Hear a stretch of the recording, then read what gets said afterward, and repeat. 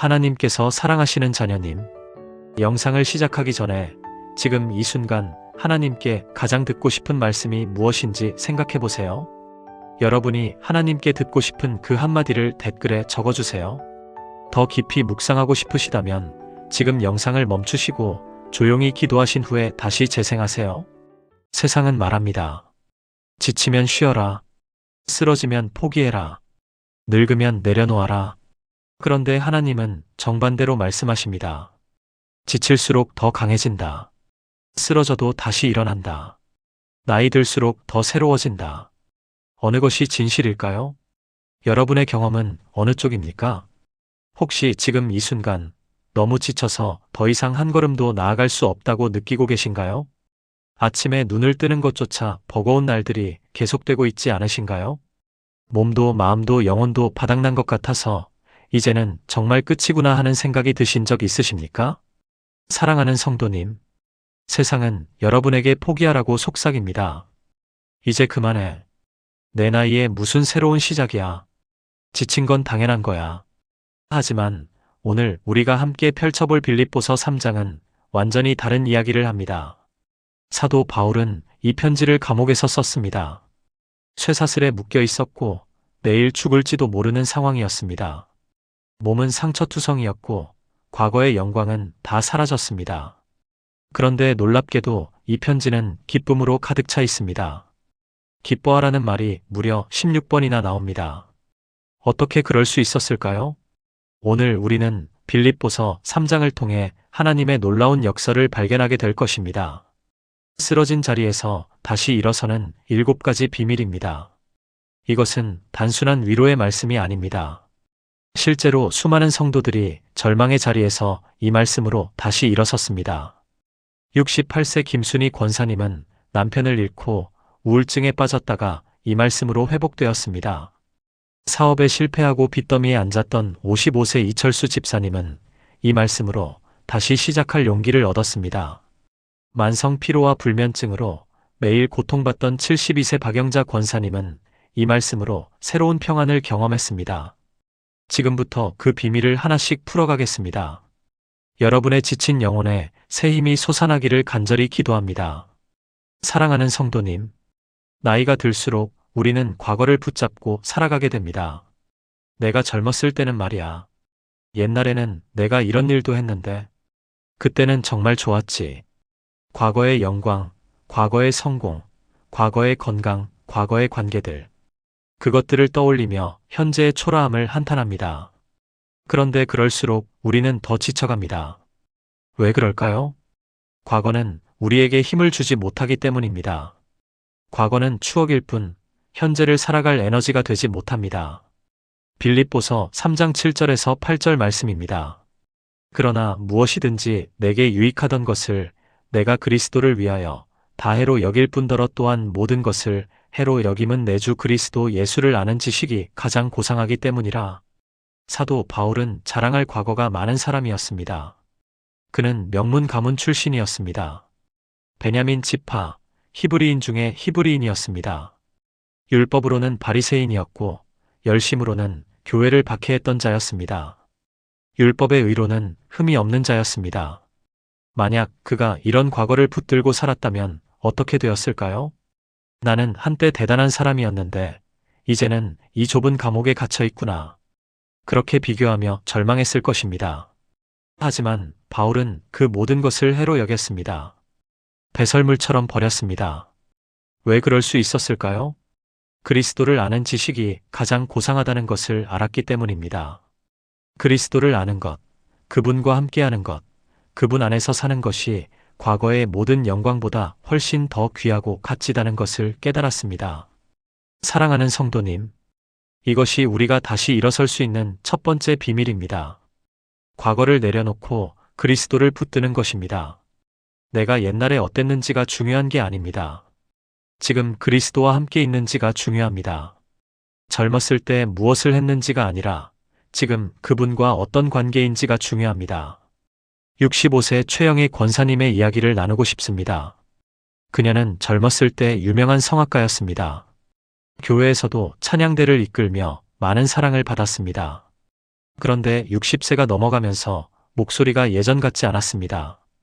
고음이 나오지 않았고 숨이 차올랐습니다. 어느 날 찬양대 지휘자가 조심스럽게 말했습니다. 권사님, 이번 곡은 음역대가 높아서 다음 기회에.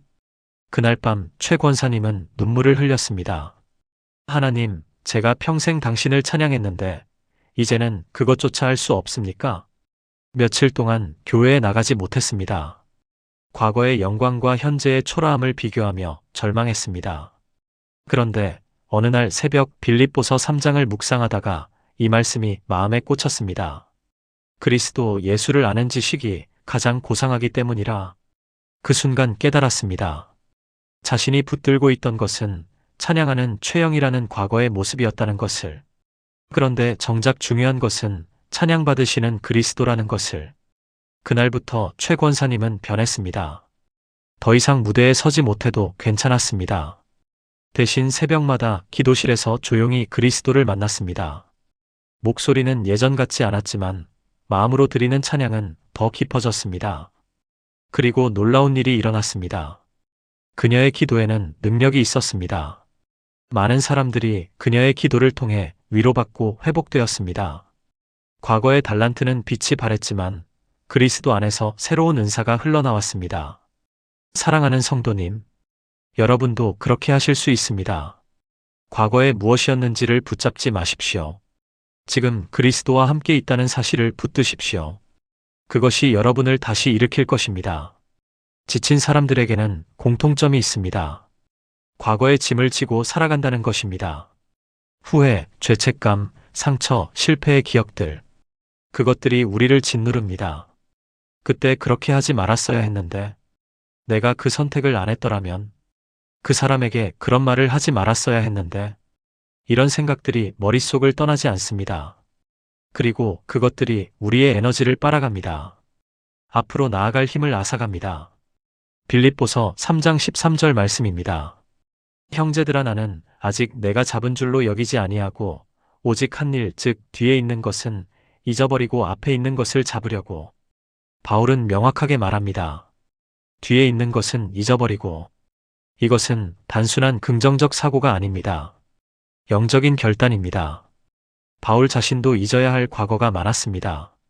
그는 스데반 집사를 죽이는 일에 찬성했습니다. 수많은 그리스도인들을 감옥에 가두었습니다. 가정을 파괴하고 사람들을 고문했습니다. 만약 그가 이 과거를 계속 붙들고 살았다면 어떻게 되었을까요? 나 같은 죄인이 어떻게 복음을 전하겠는가? 내가 무슨 자격으로 사도라고 할 수 있겠는가? 그렇게 자책하며 주저앉았을 것입니다. 하지만 바울은 그렇게 하지 않았습니다. 하나님께서 용서하신 것을 자신도 용서했습니다. 하나님께서 덮으신 것을 자신도 덮었습니다.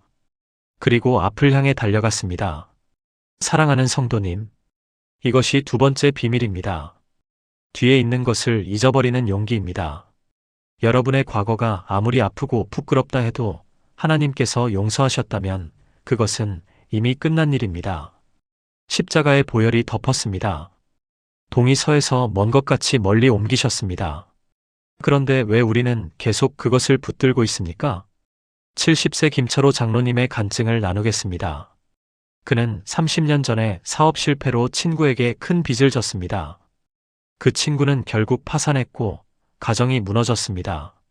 김 장로님은 나중에 성공해서 그 빚을 다 갚았습니다. 친구도 용서했다고 말했습니다. 하지만 김 장로님은 스스로를 용서하지 못했습니다. 30년이 지났는데도 그날의 기억이 생생했습니다. 밤마다 악몽을 꾸었습니다. 그 친구의 무너진 얼굴이 떠올랐습니다. 내가 친구를 망쳤어. 내가 그 가정을 파괴했어. 이런 생각이 그를 짓눌렀습니다. 교회에서는 존경받는 장로였지만 내면은 괴로움으로 가득했습니다. 어느 날 목사님과 상담하던 중 빌립보서 3장 13절을 읽었습니다. 뒤에 있는 것은 잊어버리고. 목사님이 물었습니다.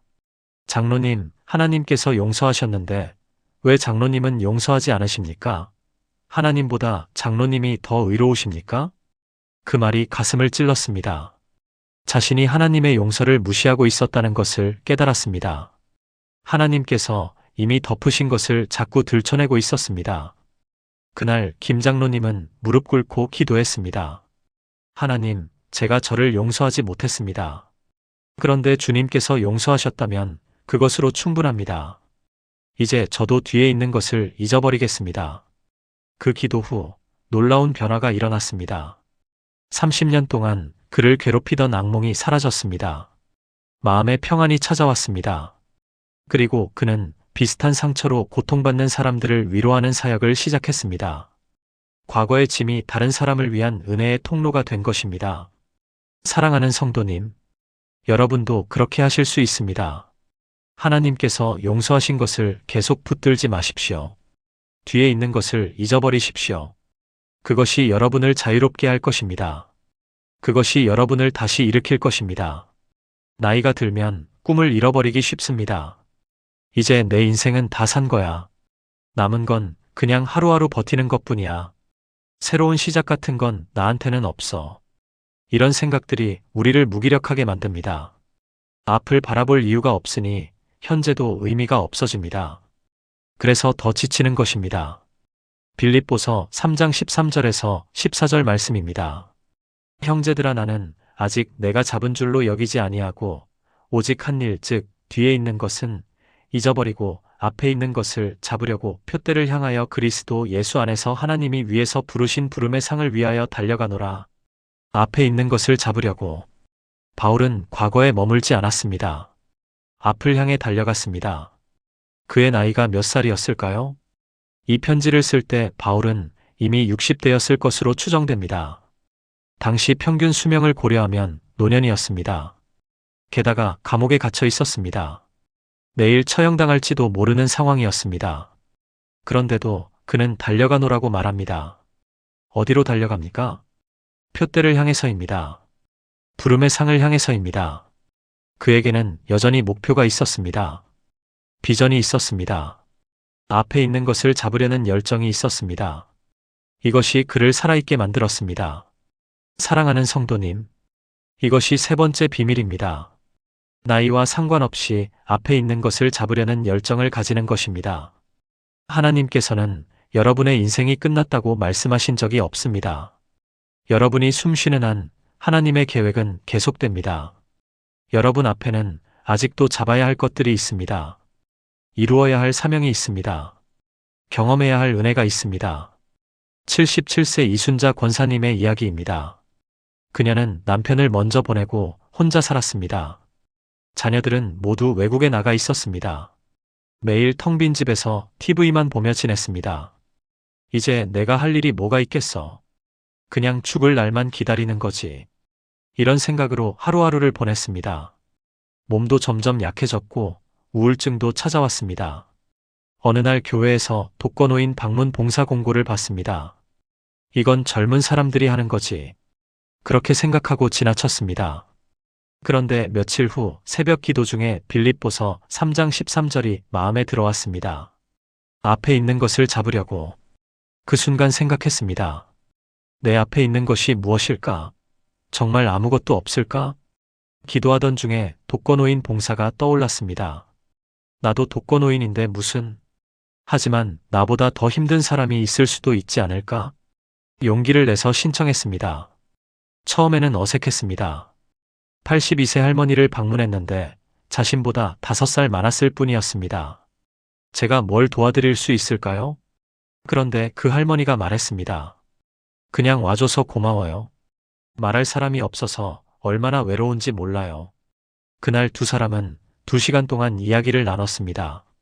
이순자 권사님은 집에 돌아오면서 이상한 기분을 느꼈습니다. 가슴이 따뜻했습니다.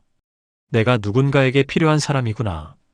그날부터 그녀의 삶이 바뀌었습니다. 매주 3명의 독거노인을 방문했습니다. 식사를 함께하고 이야기를 나누고 때로는 함께 기도했습니다. 놀랍게도 그녀의 우울증이 사라졌습니다. 몸도 더 건강해졌습니다. 앞에 있는 것을 잡으려는 열정이 그녀를 살아있게 만들었습니다. 지금 그녀는 81세입니다.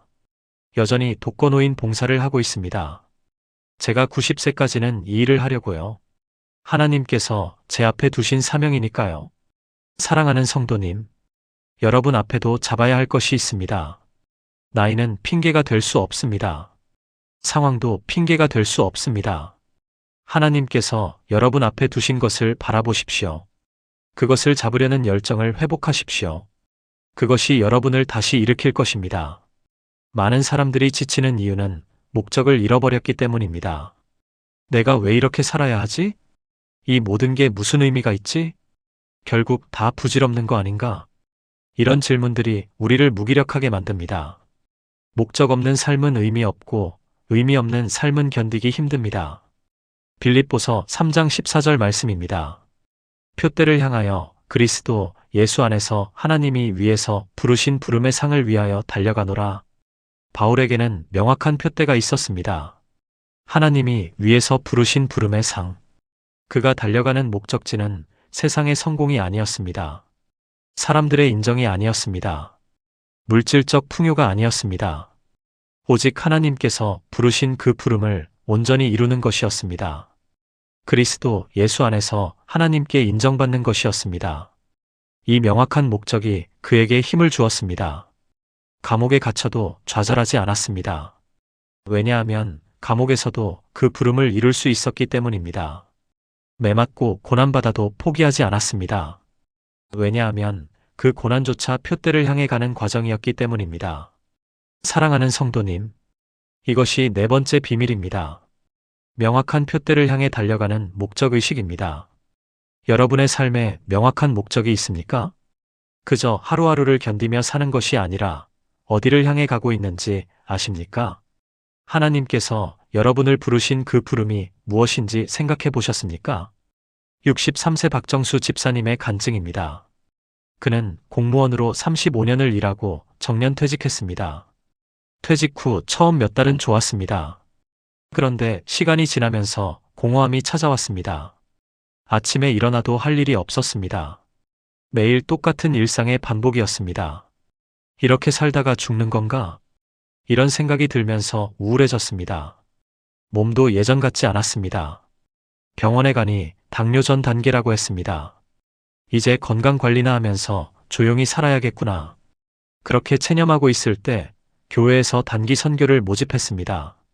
필리핀 빈민촌에서 2주간 봉사하는 프로그램이었습니다. 나이 든 사람도 갈 수 있나요? 물어보니 환영한다고 했습니다. 처음에는 망설였습니다. 그런데 빌립보서 3장을 묵상하다가 표대를 향하여라는 말씀이 마음에 꽂혔습니다. 내 표대가 뭐지? 그냥 건강하게 오래 사는 게 목적인가? 기도하면서 결단했습니다. 필리핀에 다녀오겠다고. 그곳에서 본 것은 충격이었습니다. 쓰레기 더미에서 살아가는 아이들. 먹을 것이 없어 굶주리는 가족들. 그런데 그들의 눈빛에는 희망이 있었습니다. 복음을 전할 때 그들은 눈물을 흘리며 받아들였습니다.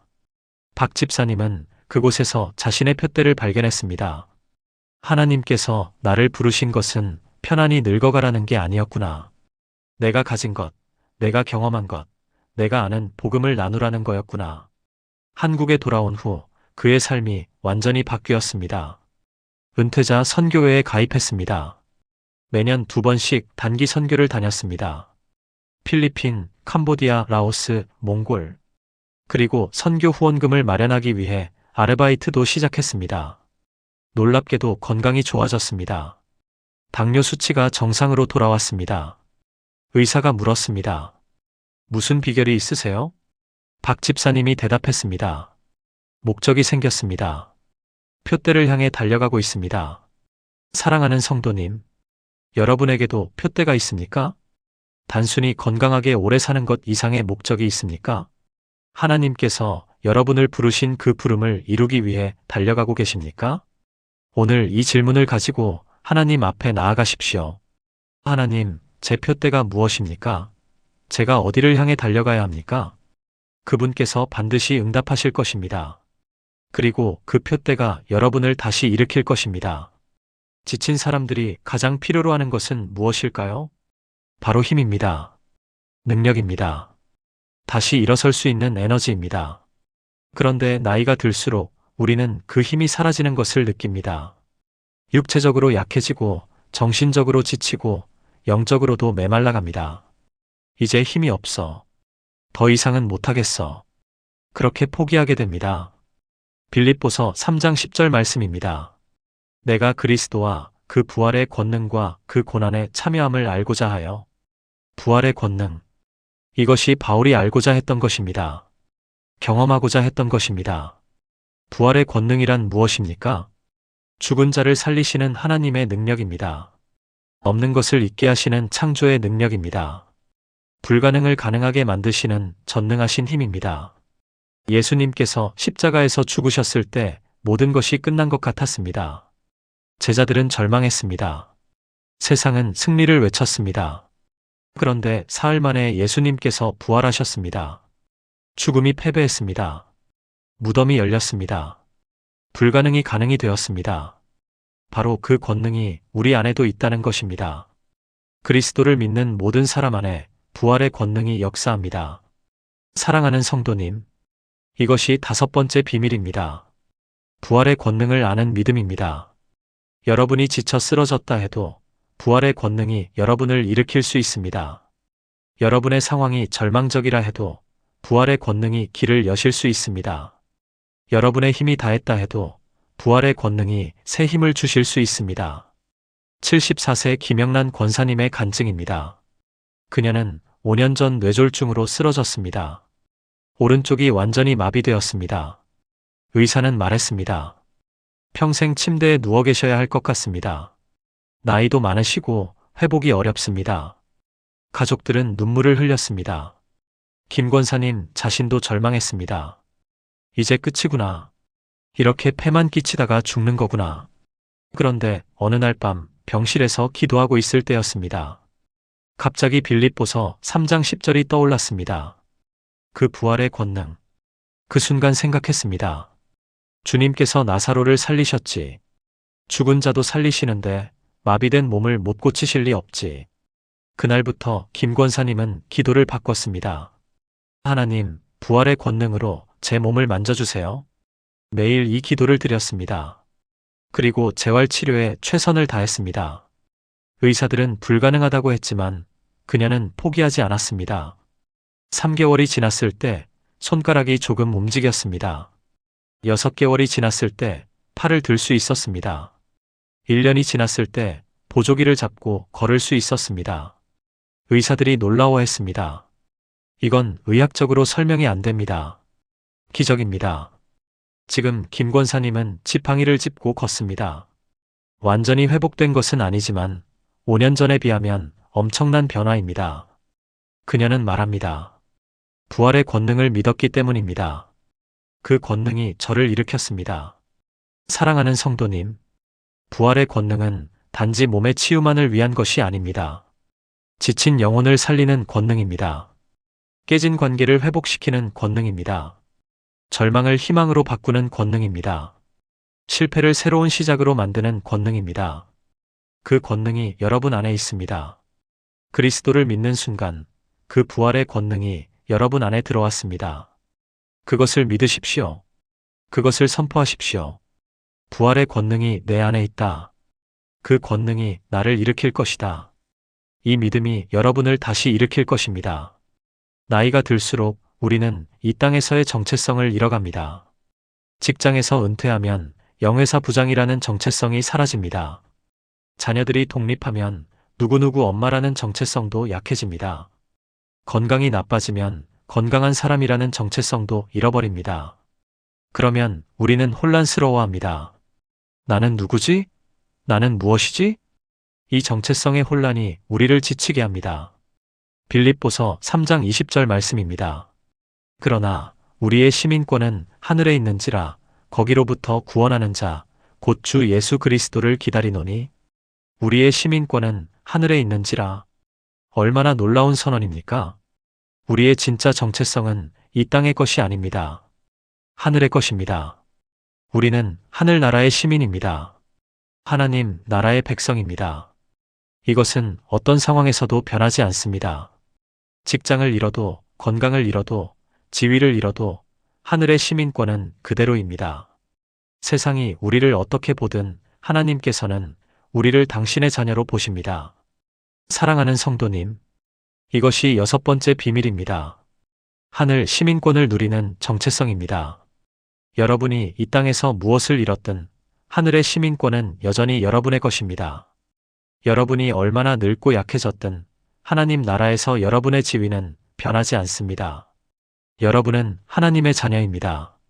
왕의 자녀입니다. 이것이 여러분의 진짜 정체성입니다. 58세 정미숙 집사님의 이야기입니다. 그녀는 30년간 초등학교 교사로 일했습니다. 아이들을 가르치는 것이 그녀의 삶이었고 정체성이었습니다. 나는 선생님이야. 이것이 그녀를 정의하는 말이었습니다. 그런데 조기 퇴직을 하게 되었습니다. 건강 문제도 있었고 학교 분위기도 변해서 더 이상 버티기 힘들었습니다. 퇴직 후 그녀는 완전히 무너졌습니다. 나는 이제 아무것도 아니야. 쓸모없는 사람이야. 우울증이 찾아왔습니다. 집에만 틀어박혀 지냈습니다. 교회에도 나가지 않았습니다. 사람들이 나를 어떻게 볼까? 아, 조기 퇴직한 사람이라고 생각하겠지. 이런 생각에 사로잡혔습니다. 6개월이 지났을 때 목사님이 직접 집으로 찾아오셨습니다. 집사님, 왜 교회에 안 나오세요? 목사님, 저는 이제 아무것도 아니에요. 선생님도 아니고 쓸모없는 사람이에요. 목사님이 빌립보서 3장 20절을 펼쳐 보여주셨습니다. 우리의 시민권은 하늘에 있는지라. 집사님, 집사님의 정체성은 교사가 아닙니다. 하나님의 자녀입니다. 그게 집사님의 진짜 정체성입니다. 교사는 직업이었을 뿐이고 그것은 언젠가 끝날 수밖에 없습니다. 하지만 하나님의 자녀라는 정체성은 영원합니다. 그 말씀이 정 집사님의 마음을 뚫고 들어왔습니다. 맞아. 나는 교사이기 전에 하나님의 자녀였어. 그게 내 진짜 정체성이었어. 그날부터 그녀가 변하기 시작했습니다. 교회에 다시 나갔습니다. 그리고 자신의 교육 경험을 활용할 방법을 찾았습니다. 주일학교에서 봉사를 시작했습니다. 또한 지역 아동센터에서 무료로 아이들을 가르쳤습니다. 신기하게도 우울증이 사라졌습니다. 나는 여전히 가치 있는 사람이구나. 하나님께서 나를 사용하고 계시는구나. 이제 그녀는 말합니다. 조기 퇴직은 끝이 아니라 새로운 시작이었어요. 하나님께서 제 정체성을 다시 찾게 하신 거예요. 사랑하는 성도님, 여러분의 정체성은 무엇입니까? 이 땅의 직업이나 지위나 관계로 정의되는 것이 아닙니다. 여러분은 하늘나라의 시민입니다. 하나님의 자녀입니다. 이것을 붙드십시오. 이것을 선포하십시오. 나는 하나님의 자녀다. 하늘나라의 시민이다. 이 정체성이 여러분을 다시 일으킬 것입니다. 마지막으로 가장 중요한 비밀을 나누겠습니다. 나이가 들면서 우리가 가장 두려워하는 것은 무엇일까요? 쇠약해지는 몸입니다. 죽음입니다. 이제 내리막길만 남았어. 점점 더 나빠지다가 결국 이런 생각이 우리를 절망하게 만듭니다. 빌립보서 3장 21절 말씀입니다. 그는 만물을 자기에게 복종하게 하실 수 있는 자의 역사로 우리의 낮은 몸을 자기 영광의 몸의 형체와 같이 변하게 하시리라. 우리의 낮은 몸을 자기 영광의 몸의 형체와 같이 변하게 하시리라. 이것이 우리의 소망입니다. 우리의 미래입니다. 지금 이 몸은 낮은 몸입니다. 병들고 약해지고 늙어가고 결국 죽는 몸입니다. 하지만 이것이 끝이 아닙니다. 하나님께서 이 낮은 몸을 영광의 몸으로 변화시키실 것입니다. 예수님께서 부활하신 그 영광의 몸처럼 말입니다. 썩지 않는 몸, 아프지 않는 몸, 늙지 않는 몸, 죽지 않는 몸. 이것이 우리를 기다리고 있습니다. 사랑하는 성도님, 이것이 7번째 비밀입니다. 변화될 영광의 소망입니다. 이 소망이 있기에 우리는 지금의 고통을 견딜 수 있습니다. 이 소망이 있기에 우리는 쇠약해지는 몸에도 불구하고 일어설 수 있습니다. 로마서 8장 18절은 이렇게 말합니다. 생각하건대 현재의 고난은 장차 우리에게 나타날 영광과 비교할 수 없도다. 지금의 아픔, 지금의 고통, 지금의 연약함은 일시적입니다. 하지만 장차 나타날 영광은 영원합니다. 그 영광에 비하면 지금의 것은 아무것도 아닙니다. 86세 최영수 장로님의 간증입니다. 그는 말기 암 진단을 받았습니다. 의사는 6개월이라고 했습니다. 가족들은 충격에 빠졌습니다. 최 장로님 자신도 처음에는 두려웠습니다. 이제 정말 끝이구나. 하지만 그는 평생 믿음으로 살아온 사람이었습니다. 병상에 누워 성경을 펼쳤습니다. 빌립보서 3장 21절을 읽었습니다. 우리의 낮은 몸을 자기 영광의 몸의 형체와 같이 변하게 하시리라. 그 순간 평안이 찾아왔습니다. 그래, 이 몸은 죽지만 끝이 아니야. 영광의 몸으로 변화될 거야. 그날부터 최 장로님은 담담해졌습니다. 병원에서 다른 환자들을 위로했습니다. 간호사들에게 복음을 전했습니다. 가족들에게 말했습니다. 슬퍼하지 마라. 나는 곧 영광의 몸을 입게 될 거야. 이보다 좋은 일이 어디 있니? 6개월이 지나고 1년이 지났습니다. 의사들이 놀라워했습니다. 암은 여전히 있었지만 최 장로님은 평안했습니다. 고통스러울 때도 있었지만 소망을 잃지 않았습니다. 2년이 지났을 때 최 장로님은 주님 품에 안겼습니다. 마지막 순간에 그가 남긴 말은 이것이었습니다. 드디어 영광의 몸을 입는구나. 감사합니다, 주님. 그의 얼굴에는 평안한 미소가 있었습니다. 사랑하는 성도님, 우리 모두는 이 소망을 가지고 있습니다. 지금 몸이 아파도, 늙어가도, 약해져도 이것이 끝이 아닙니다. 영광의 몸으로 변화될 날이 올 것입니다. 이 소망을 붙드십시오. 이 소망이 여러분에게 힘을 줄 것입니다. 이 소망이 여러분을 다시 일으킬 것입니다. 사랑하는 성도님, 지금까지 우리는 빌립보서 3장을 통해 지쳐 쓰러진 자를 다시 일으키는 7가지 비밀을 나누었습니다. 첫째, 과거의 영광이 아닌 그리스도를 붙드는 힘. 둘째, 뒤에 있는 것을 잊어버리는 용기. 셋째, 앞에 있는 것을 잡으려는 열정. 넷째, 표대를 향해 달려가는 목적의식. 다섯째, 부활의 권능을 아는 믿음. 여섯째, 하늘 시민권을 누리는 정체성. 일곱째, 변화될 영광의 소망. 이 7가지는 단순한 이론이 아닙니다. 사도 바울이 감옥에서 실제로 경험한 것들입니다. 수많은 성도들이 절망의 자리에서 이것으로 다시 일어섰습니다. 여러분도 그렇게 하실 수 있습니다. 지금 여러분이 얼마나 지쳐있든 하나님께서는 여러분을 다시 일으키실 것입니다. 지금 여러분이 얼마나 약해졌든 부활의 권능이 여러분을 강하게 하실 것입니다. 지금 여러분이 얼마나 늙었든 하나님의 계획은 여전히 여러분 앞에 있습니다. 이 7가지를 하나씩 여러분의 삶에 적용해 보십시오. 매일 아침 이 말씀들을 묵상하십시오. 오늘부터 달라질 것입니다. 만약 이 말씀이 여러분의 마음에 닿았다면 좋아요를 눌러주시고 댓글로 아멘이라고 고백해주세요. 그리고 주변에 지쳐있는 분들이 계시다면 이 영상을 꼭 공유해 주십시오. 여러분의 작은 나눔이 누군가의 인생을 다시 일으킬 수 있습니다. 구독과 알림 설정도 해주시면 앞으로도 여러분의 신앙에 힘이 되는 말씀을 계속 전해드리겠습니다. 사랑하는 성도님, 하나님께서는 여러분을 사랑하십니다. 여러분이 지쳐 쓰러졌을 때 그분께서 여러분을 일으키실 것입니다. 빌립보서 3장의 이 놀라운 약속들이 여러분의 것입니다. 믿으시고 붙드시고 경험하시기를 축복합니다. 주님의 이름으로 축복합니다. 다음 영상에서 또 만나 뵙겠습니다. 하나님께서 여러분과 함께 하시길 기도합니다.